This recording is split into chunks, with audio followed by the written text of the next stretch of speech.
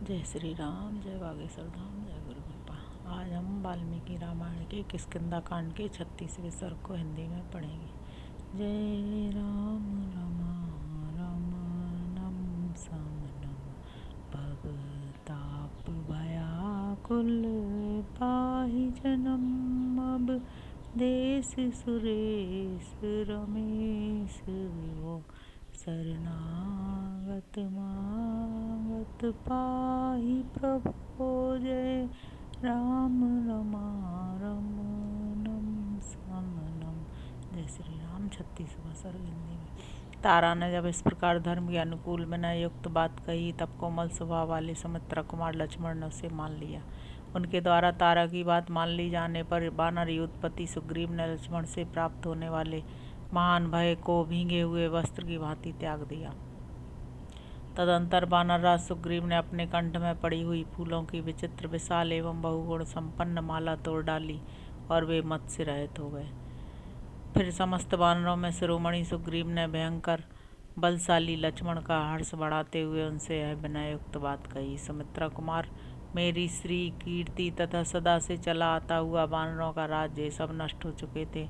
भगवान श्री राम की कृपा से ही मुझे इन सब की प्राप्ति हुई है।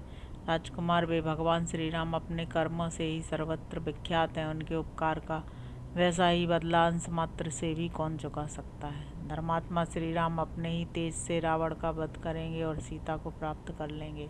मैं तो उनका एक तुच्छ सहायक मात्र रहूँगा।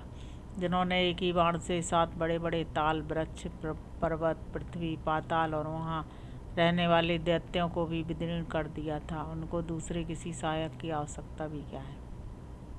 लक्ष्मण, जिनके धनुष खींचते समय उसकी टंकार से पर्वतों सहित पृथ्वी कांप उठी थी, उन्हें सहायकों से क्या लेना है। नरश्रेष्ठ, मैं तो बैरी रावण का वध करने के लिए अग्रगामी सैनिकों सहित यात्रा करने वाले महाराज श्री राम के पीछे पीछे चलूँगा। विश्वास अथवा प्रेम के कारण यदि कोई अपराध बन गया हो तो मुझ दास के उस अपराध को क्षमा कर देना चाहिए, क्योंकि ऐसा कोई सेवक नहीं है जिससे कभी कोई अपराध होता ही ना हो। महात्मा सुग्रीव के ऐसा कहने पर लक्ष्मण प्रसन्न हो गए और बड़े प्रेम से इस प्रकार बोले। वानरराज सुग्रीव, विशेषतः तुम जैसे विनयशील सहायक को पाकर मेरे भाई श्री राम सर्वथा सनाथ हैं। सुग्रीव, तुम्हारा जो प्रभाव है और तुम्हारे हृदय में जो इतना शुद्ध भाव है, इससे तुम वानर राज की परम उत्तम लक्ष्मी का सदा ही उपभोग करने के अधिकारी हो। सुग्रीव, तुम्हें सहायक के रूप में पाकर प्रतापी श्री राम रणभूमि में अपने शत्रुओं का शीघ्र ही वध कर डालेंगे, इसमें संशय नहीं है। सुग्रीव, तुम धर्मज्ञ, कृतज्ञ तथा युद्ध में कभी पीठ न दिखाने वाले हो। तुम्हारा यह भाषण सर्वथा युक्ति संगत और उचित है। वानर शिरोमणि, तुमको और मेरे बड़े भाई को छोड़कर दूसरा कौन ऐसा विद्वान है जो अपने में सामर्थ्य होते हुए भी ऐसा नम्रतापूर्ण वचन कह सके। कपिराज, तुम बल और पराक्रम में भगवान श्री राम के बराबर हो। देवताओं ने ही हमें दीर्घकाल के लिए तुम जैसा सहायक प्रदान किया है, किंतु वीर, अब तुम शीघ्र ही मेरे साथ इस पुरी से बाहर निकलो। तुम्हारे मित्र अपनी पत्नी के अपहरण से बहुत दुखी हैं, उन्हें चलकर सांत्वना दो।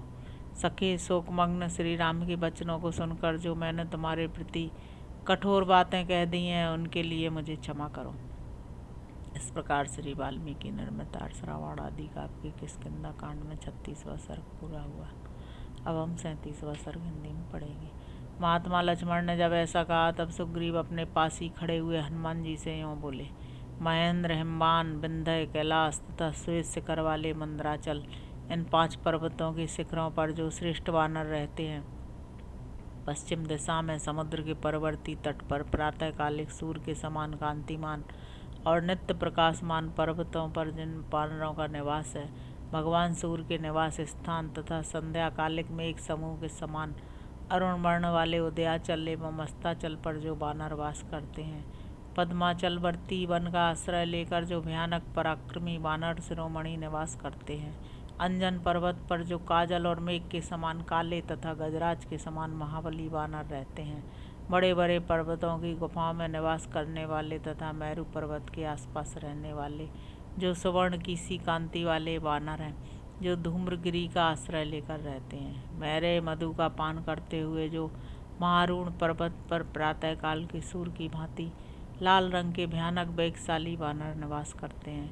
तथा सुगंध से परिपूर्ण एवं तपस्वियों के आश्रमों में से सुशोभित बड़े बड़े रमणीय वनों और वनानंतों में जो चारों ओर वानर रहते हैं, भूमंडल के उन सभी वानरों को तुम शीघ्र यहाँ ले आओ।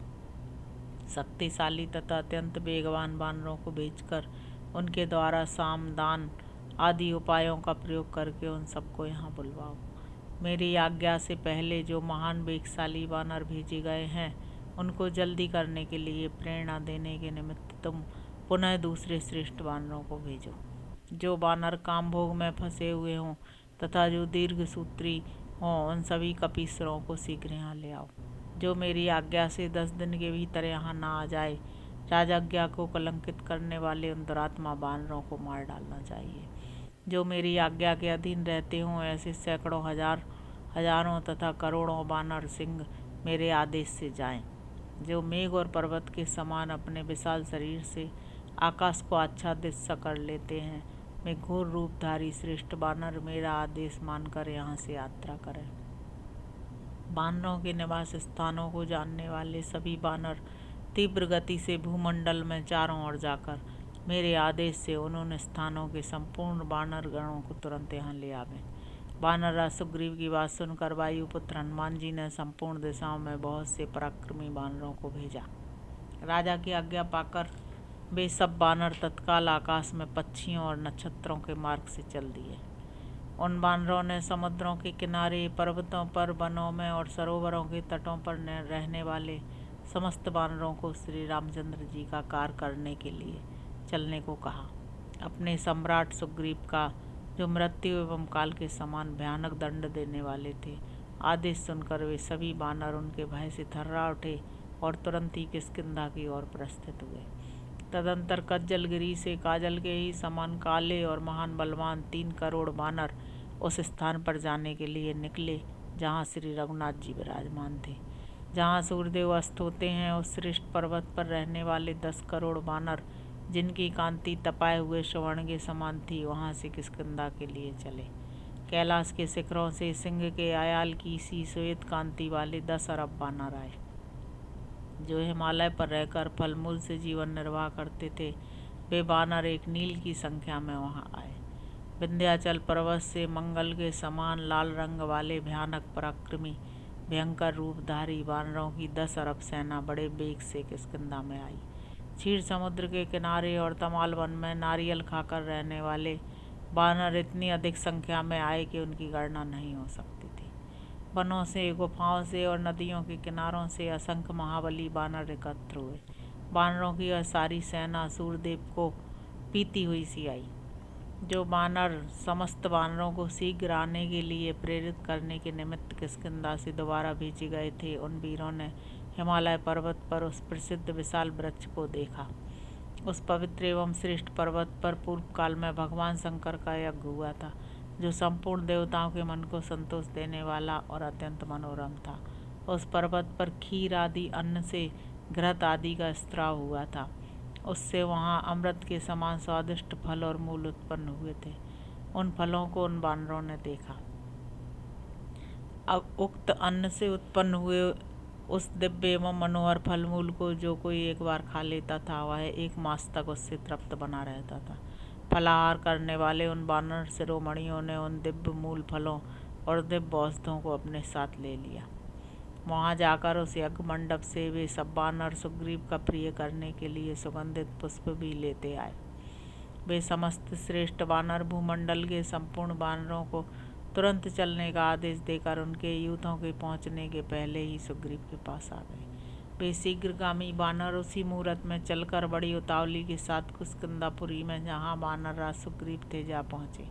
उस संपूर्ण औषधियों और फल मूलों को लेकर उन वानरों ने सुग्रीव की सेवा में अर्पित कर दिया और इस प्रकार कहा, महाराज, हम लोग सभी पर्वतों, नदियों और वनों में घूम आए। भूमंडल के समस्त वानर आपकी आज्ञा से यहाँ आ रहे हैं। यह सुनकर वानरराज सुग्रीव को बड़ी प्रसन्नता हुई। उन्होंने उनकी दी हुई सारी भेंट सामग्री से आनंद ग्रहण की। इस प्रकार श्री वाल्मीकि निर्मितार्थ रामायण आदि काव्य किष्किंधा कांड में 37वां सर्ग पूरा हुआ। जय श्री राम, जय